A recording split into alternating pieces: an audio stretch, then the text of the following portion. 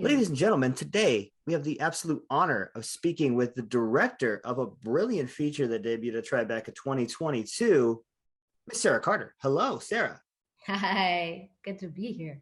It's awesome to have you here and to talk about this film, which I think really does a great job of standing out amongst a very crowded Tribeca feature list this year. Thank you. Why do you Um, say that? well, one of the reasons is your choice to shoot in black and white, which is the first thing I wanted to ask you about. Hmm. Why? Good question.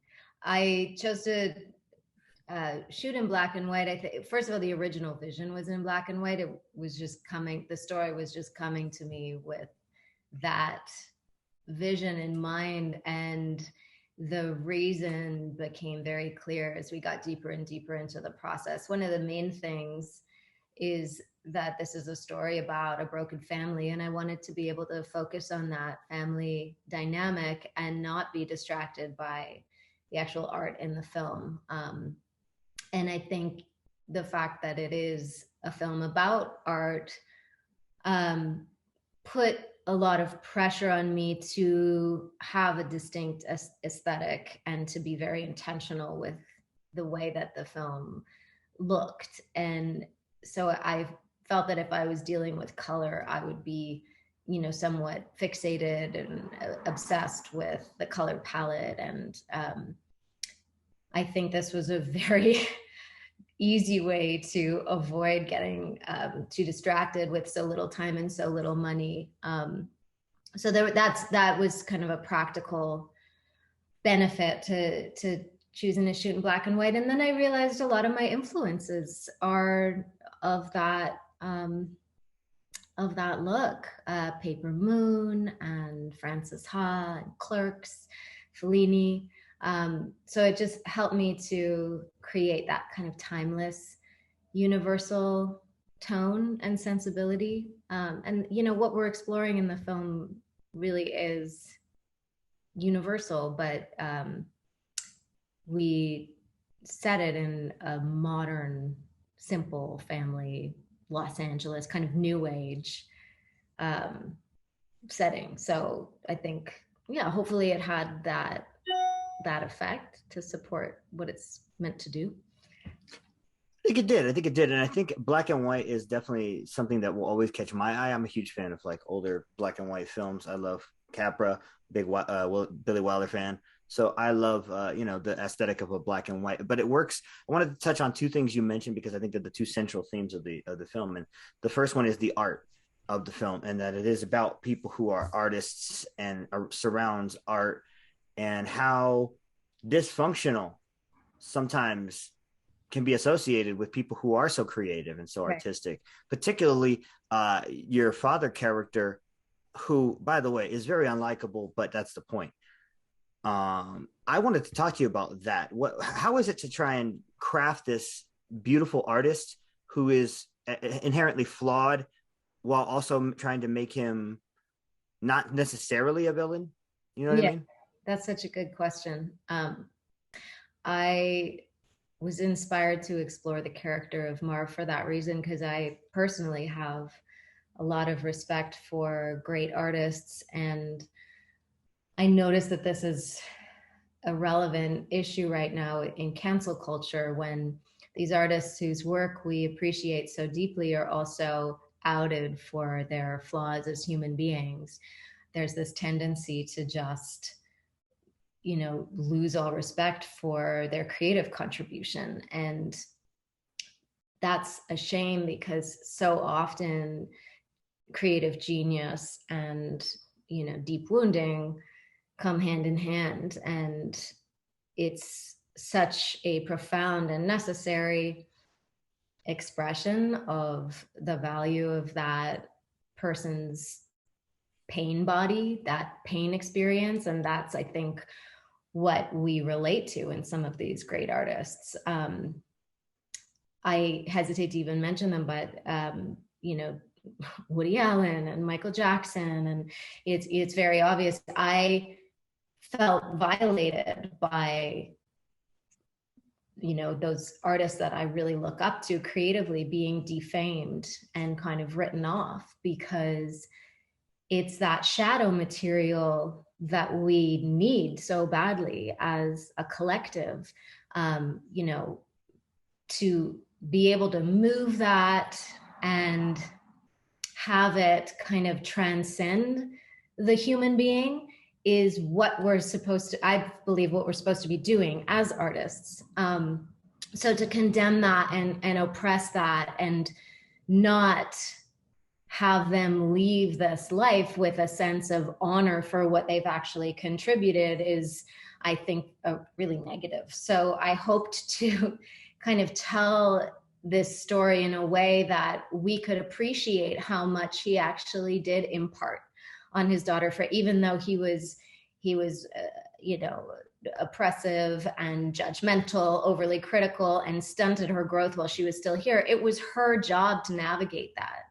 And ultimately, she grew stronger in her art. The idea is that you're left with this feeling that her art will benefit from having him as a father. And she could also, make him wrong for it. And we can hate him as an audience. We can hate what he's doing to her, and we can recognize that it's no good. And he couldn't even survive that awareness when it started to come to light.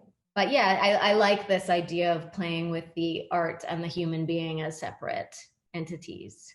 I completely agree with you on that, sir. I'm going to tell you right now, that was the first thought. Those are Hemingway and Allen were the first two people that came to mind when I Yeah. when I saw this character. I'm like, she's really painting a Really, narrative you about. made that connection while you were watching the film? I did, because I'm like, dude, I fucking hate this dude, but I see where his genius is coming from, Yeah. because so often I've had to defend people like that to say to them, it's not about the guy, it's about the art that he made. Yeah. It happens a lot, and there's a lot of modern bands who I appreciate, modern musicians who I appreciate, who have had similar things happen to them, and I'm like, but you don't understand. There's genius in there Yeah. with the flawedness, and I think that that's something that you really did a great job of exploring. That's why I asked you the question, because I was wanting to make sure that I wasn't on a hill here, I appreciate that. or I wasn't reaching. Yeah. The And other thing that you mentioned outside of that was your inspirations, and we'll get to that in a minute. And I can't wait to hear about that. But I wanted to talk about Aaron Hammond and Ciara Daniel, who play your two leads, the daughters Freya and Fiona, who are, I believe Fiona is also a Norse goddess, but I know Freya is the main Norse goddess. They're both named after. That's kind of interesting that they're named that way. yes.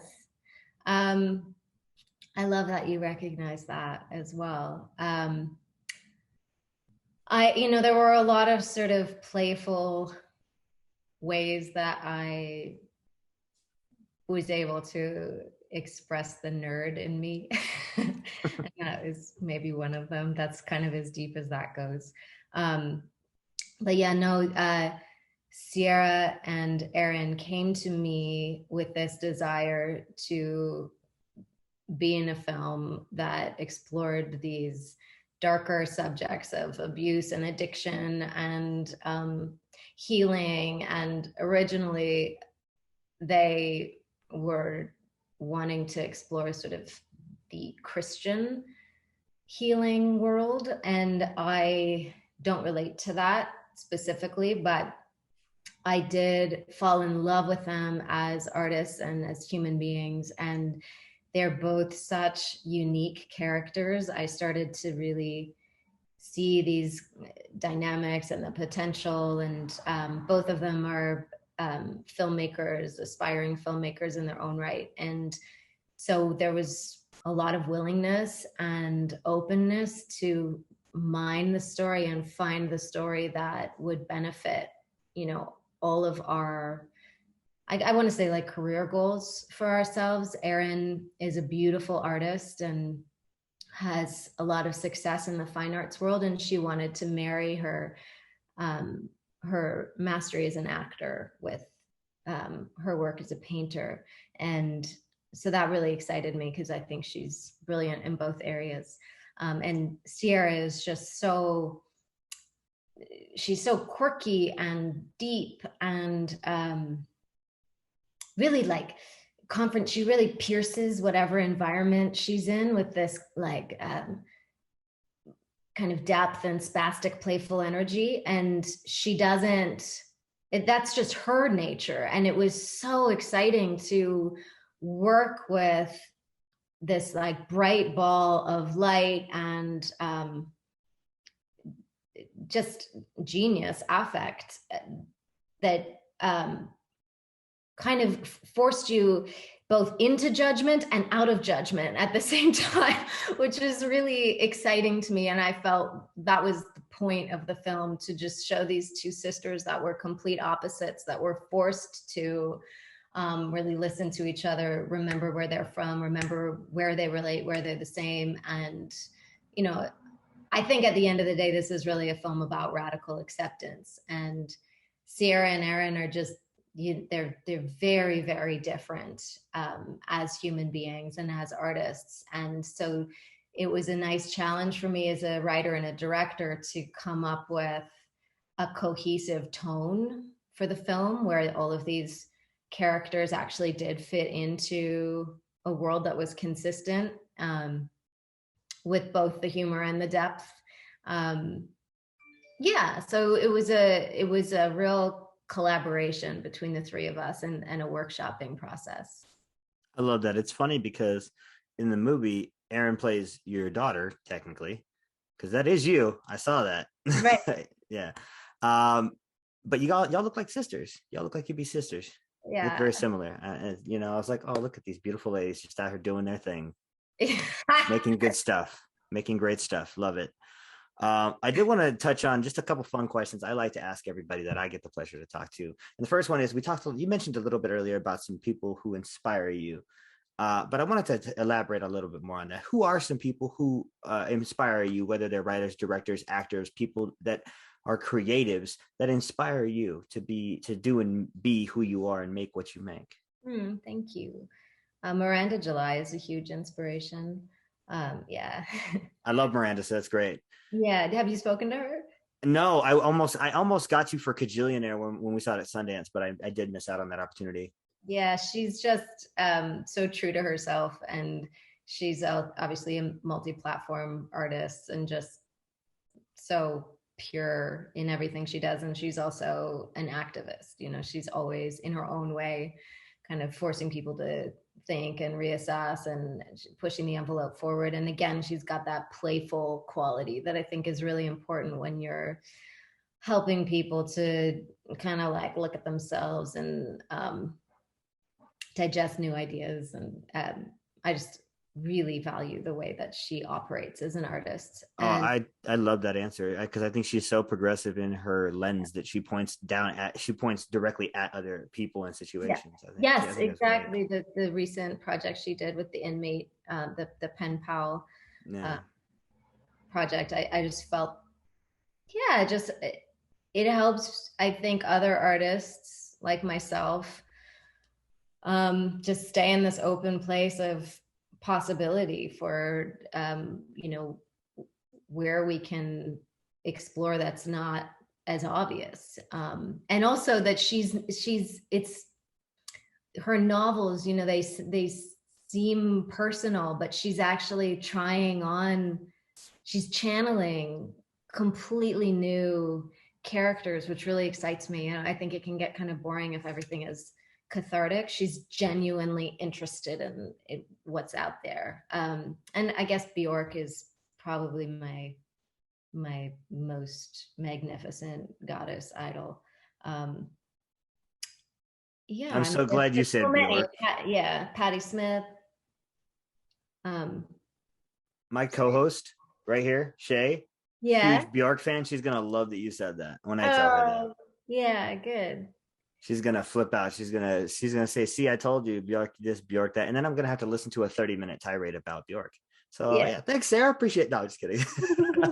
No, I love that you mentioned Patti Smith too, because that's another one who, in all her androgyny, is also just absolutely brilliant.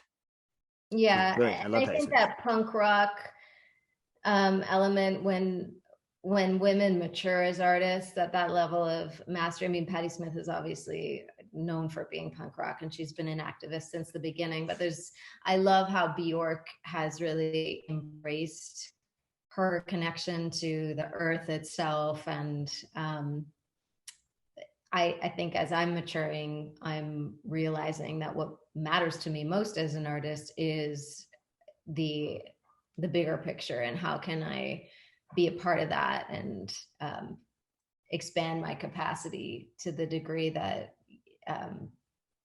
people are actually looking at things differently, thinking about things differently. And it's and I like shadow work. I like going into the darker areas that people don't really want to look at, and creating some lightness there. I love that. I love that. Yeah.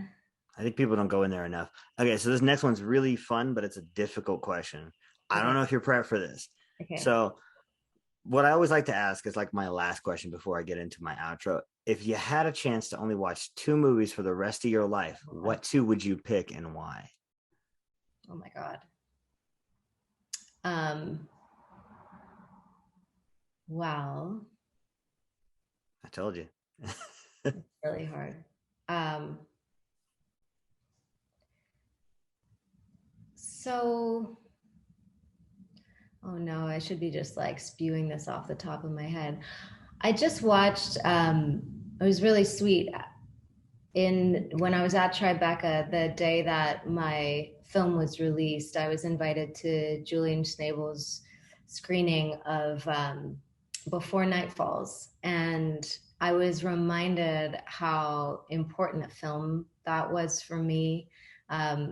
That those were my most formative years, I think, as an artist, the kind of like early 90s, early 90s, late 90s, 90s child.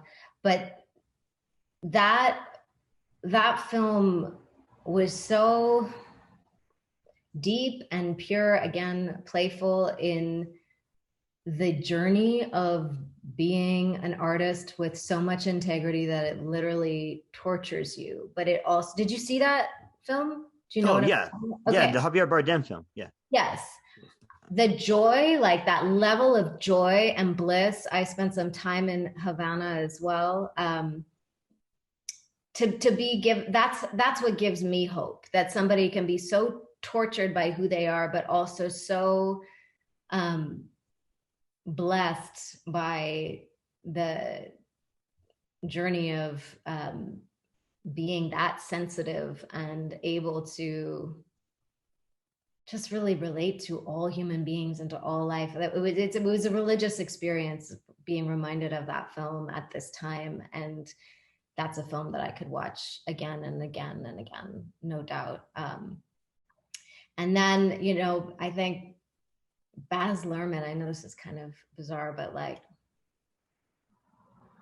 Baz Luhrmann, Tarantino, these films that are just like lush and fast paced. This is gonna make me. I was gonna say Moulin Rouge. I know that's like, I don't want to be like held No. held to that, but that is one of the films that at a young age made me just jump out of my seat screaming, because I was so stimulated on every level. I am a musical theater nerd. It was violent, it was sexy, it was romantic, the fantasies in there. I guess, that really is, we shot In Her Name on such a micro budget. If I had all the money in the world, it would look more like that, just kind of strange, absurd, and so beautiful. And see, the way that you answered that question shows the purity of that question. It can be anything. This answer can be anything. And you gave me exactly. First of all, I love Julian Schnabel. I'm a huge fan of his work. And I saw. It's funny. I'm a little bit younger than you. I saw Before Night Falls after it came out. I was like maybe 15. I watched it with my elderly grandmother, and she and I watched it without the subtitles because we both speak Spanish. Oh. And so we watched it. She didn't get it, but I did.